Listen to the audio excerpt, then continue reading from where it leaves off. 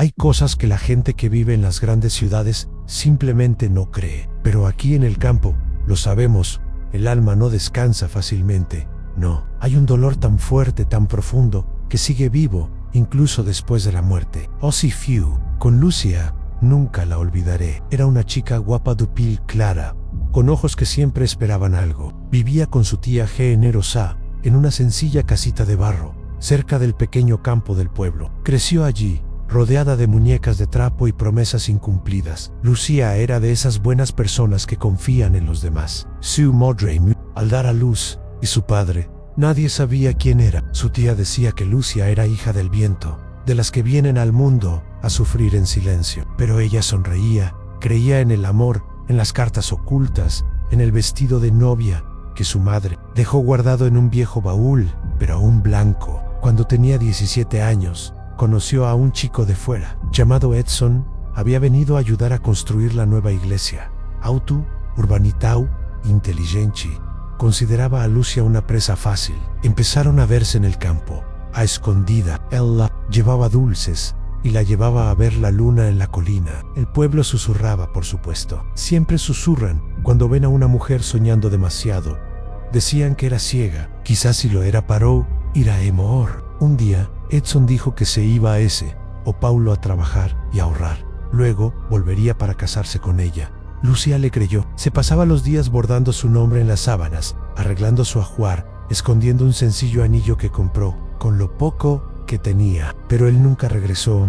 Y les cuento todo esto ahora, porque anoche volví a ver a Lucia. Estaba allí, de pie en la curva del campo, mirando a una pareja que se besaba bajo el mango. No se movió, solo observaba en silencio. Y lo juro por todos, aun cuando el chico fue a besar a la chica, el faro de su moto se apagó de repente, como si alguien le hubiera apagado la luz. Desde su funeral, parece que el tiempo aquí en el pueblo ha cambiado. La semana siguiente, el cielo estuvo gris durante 3 días seguidos, incluso sin lluvia. Ningún pájaro cantaba. Y las flores de doña Género Sa, las que solo cuidaba Lucia, se marchitaron todas a la vez, como si hubieran perdido la esperanza. Su tía se fue poco después. Dijo que la casa estaba pesada, que podía sentir a la niña caminando por las habitaciones. No se fue. Fueron sus últimas palabras antes de cerrar la puerta con llave y desaparecer en la ciudad. Pensamos que era solo luto, que pasarían, pero no fue así. Ahí empezaron las historias.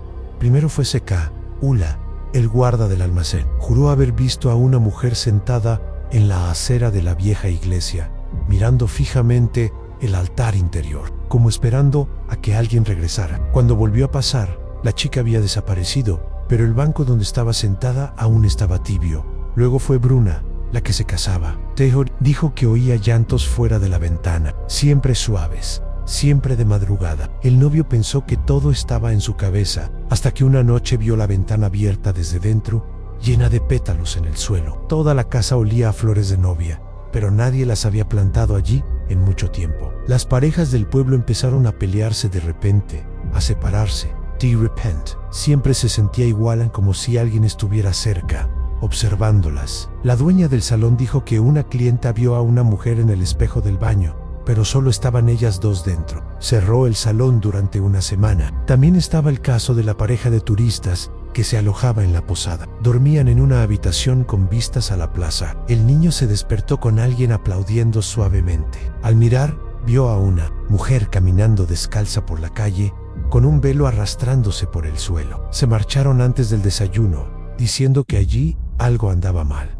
Las historias fueron creciendo, al principio solo en susurros, porque nadie quería parecer loco, pero luego empezaron a evitar ciertos lugares. En las parejas ya no se besaban en la plaza, nadie coqueteaba cerca del campo, y el banco donde decían que esperaba se había podrido por completo. Nadie se atrevía a sentarse. Yo mismo empecé a notarlo. En algunas fotos antiguas del pueblo, las de la fiesta de junio, se veía, justo al fondo, una silueta, una mujer vestida de luz, cabizbaja, como si estuviera observando a pero con envidia. Dicen que el amor no correspondido duele, pero morir esperando, creyendo hasta el final, parece que ni la muerte puede arrebatar ese dolor. Una noche, volviendo de la tienda, con el campo ya cubierto de rocío, vi a una chica sentada en el borde del césped. Su vestido parecía mojado. Miro Fue como si dos manos me apretaran el corazón a la vez. No dijo nada, solo miró y desapareció, como si nunca hubiera estado allí. Pero en el suelo estaba la marca de su pie descalzo y un pétalo blanco, una de esas flores que solo florecen en junio. Solo 3 años después de la muerte de Lucía, la casa donde vivía volvió a estar ocupada.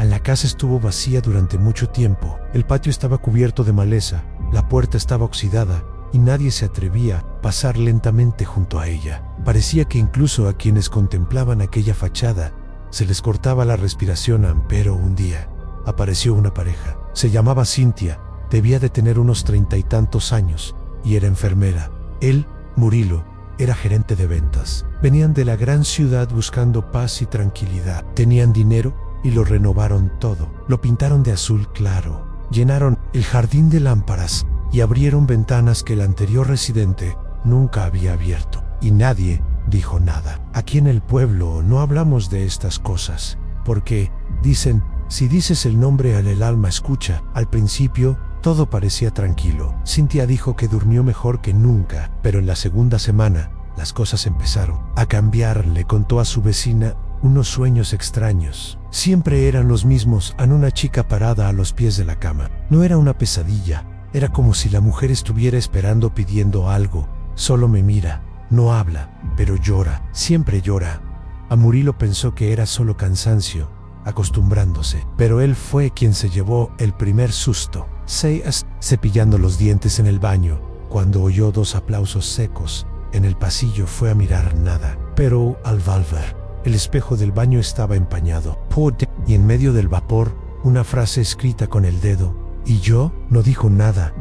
Pensó que todo estaba en su cabeza. Pero al día siguiente, ambos despertaron con la puerta del dormitorio abriéndose sola, aunque estaba cerrada con llave por dentro. Y entonces, Cynthia empezó a cambiar. Se puso ansiosa, insegura, y preguntó si Marrelo aún la amaba, si estaba pensando en otra persona. Empezaron a pelearse por nimiedades, cubiertos fuera de lugar, vasos mal enjuagados. Pero la ira surgió de la nada, como si alguien les insuflara resentimiento. Una mañana, Cynthia se despertó sudando. Marrelo dormía, se miró en el espejo del armario y lo vio a una joven sentada en un rincón de la habitación, vestida de blanco, con el pelo largo, la piel pálida y los ojos enrojecidos de tanto llorar. Cuando Cynthia se dio la vuelta, no había nadie. Al día siguiente, fue a la plaza, se sentó en un banco de la iglesia y le contó todo a una mujer del pueblo. La anciana la escuchó en silencio. Al terminar, solo dijo: «Hija mía, ¿vives en casa de Lucián?» Cynthia palideció. Ni siquiera sabía su nombre. Nadie se lo había dicho.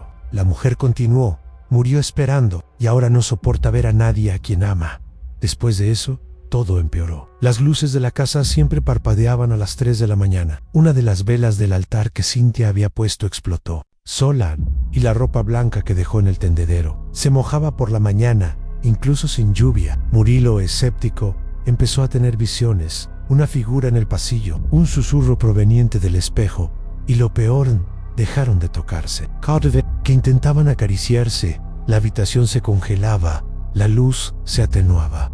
La radio se encendía sola, solo un silbido, hasta que una noche, mientras dormía, Cynthia despertó con un fuerte llanto. Pensó que era Murilo, pero estaba dormido. Se incorporó en la cama y escuchó. El sonido provenía del espejo.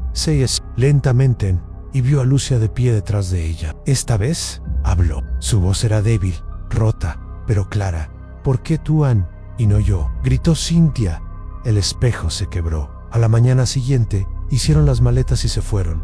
No dijeron nada a nadie, solo dejaron una nota en la puerta: «A no se puede vivir», donde alguien sigue intentando vivir lo que nunca tuvo. Desde entonces, la casa ha vuelto a estar cerrada, pero todos juran que, en las noches de luna llena, su jardín florece con pétalos blancos. Aunque nadie haya plantado nada después de que Cynthia y Marrilo se fueran, la gente del pueblo dejó de fingir. El nombre de Lucia volvió a pronunciarse, primero solo en susurros, luego incluso en oraciones. Pero lo que vino después fue aún más aterrador, porque parecía que su alma ya no estaba atada a esa casa. Ahora paseaba por el pueblo. La primera cosa extraña le ocurrió al hijo del dueño de la tienda de comestibles. El chico tenía 20 y pocos años y empezó a salir con una chica del pueblo vecino. Los vieron riendo, sentados en un banco de la plaza, temprano esa noche. Esa mañana, la chica tuvo una horrible pesadilla. Dijo que una mujer con un vestido sucio y un velo cubriéndole la cara le tiraba del pelo y gritaba: «Aquí no puedes ser feliz». Se despertó llorando, con arañazos en el cuello. Después, la relación terminó y él nunca más lo mencionó. Después de eso, otros empezaron a contar historias similares. Parejas que paseaban por el centro dijeron que oyeron pasos detrás de ellos, pero cuando miraron no había nadie. Las fotos de compromiso tomadas al aire libre empezaron a salir. Borrosas en un video de una propuesta de matrimonio tomada en la plaza desapareció de su celular. Cuando lograron recuperarlo, solo quedó un silbido y de fondo, una voz apagada repetía: «No, se suponía que fueras tú entonces». Una extraña regla empezó a circular entre la gente: las parejas no debían cruzar el puente viejo después de las 8 de la noche. Estaba cerca del lugar donde vieron a Lucia por primera vez. Muchos decían sentir una opresión en el pecho, un escalofrío en la espalda, como si alguien estuviera justo detrás de ellos, observándolos. Hubo un caso aún peor en una pareja de recién casados que vino a visitar a unos familiares y decidió pasar su luna de miel en la vieja posada del pueblo. La primera noche, la chica se desmayó nada más entrar en la habitación. La segunda noche, su marido se despertó y la encontró caminando sola por el jardín, con los ojos muy abiertos, diciendo en voz baja: te prometo que volveré». Asustado, recogió sus maletas y se fue. Juró que nunca volvería a pisar ese lugar. En el cura del pueblo, un hombre anciano y respetado, celebró una misa con un solo lema: los muertos que no descansan. No mencionó ningún nombre, pero al día siguiente ordenó cerrar la torre de la iglesia por la noche, algo que nunca se había hecho en más de 50 años. El sacristán contó, en voz muy baja, que una noche oyó un llanto proveniente del interior de la capilla. Subió con una vela en la mano. En el último banco, una mujer estaba sentada, cabizbaja, con un velo oscuro cubriéndole el rostro. Cuando la llamó, ella desapareció. Desde entonces, nunca volvió a ir solo. Pronto, todos comprendieron la pauta: aparece cuando ve amor. No soporta las demostraciones de cariño. Reacciona con envidia, tristeza, a veces con ira. Siempre de noche. Siempre en los lugares donde solía ir con Edson o Zero. Y lo más aterrador, Han solo se aparece a uno de los dos. Casi siempre al que más ama, como si supiera dónde herir más profundamente. Hasta el día de hoy, el pueblo vive con esto. Los Han ponen sal gruesa en la puerta. A los niños no se les permite jugar cerca de la casa donde vivía. Y el banco de la plaza donde solía esperar, Han fue retirado. Pero la hierba nunca volvió a crecer. Y el sol, por alguna razón, parece evitar esa parte.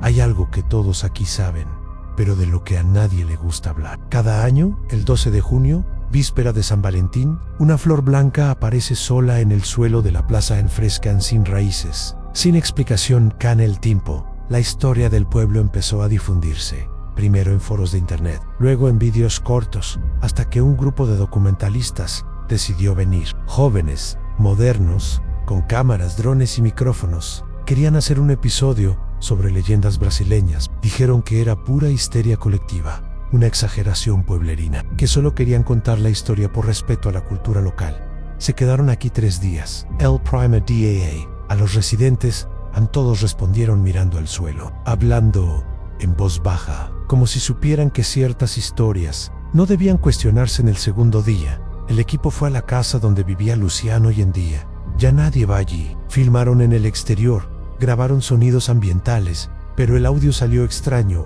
corrupto. Al analizar el espectrograma en la computadora, apareció una línea inusual, como un zumbido, o tal vez una voz muy baja, como si alguien susurrara cerca del micrófono.